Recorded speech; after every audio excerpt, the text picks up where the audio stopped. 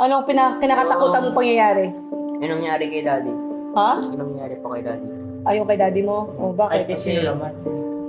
Kasi kung kami lang dalawa nun, wala si Siko, wala rin na Tope, wala rin ikaw. Hindi ko na lang kung anong gagawin ko.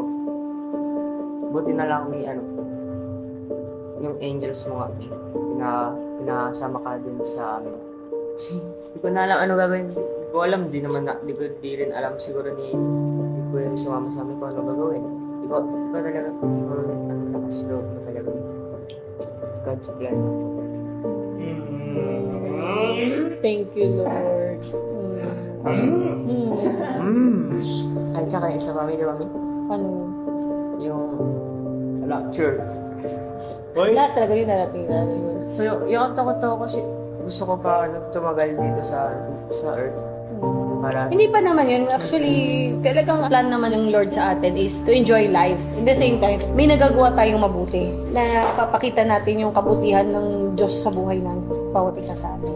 Yun ang importante. Alisin mo yung takot. From now on, alisin mo yung takot na yan. kasi biglaan, hindi wala. Yan, wala na Actually, akala mo. nung bata ako, takot din talaga ako sa rapture. Kasi nga takot ako, baka maiwan ako. Oo. Wala ka dapat ikatakot. Diba? Na alam mo, masisave ka naman. So, habang bata ka, alisin mo yung takot sa isip mo. Ang gawin mo lang is, yun, gumising ka, pasalamat ka sa Diyos, buhay ka pa. And do your thing. Importante lang, handa ka lang kung ano man dumating yung time na yun. So, while you're still alive, nandito ka, buhay ka, malakas ka, sigla ka, gumigising ka sa umaga, then, wala ka dapat ikatakot.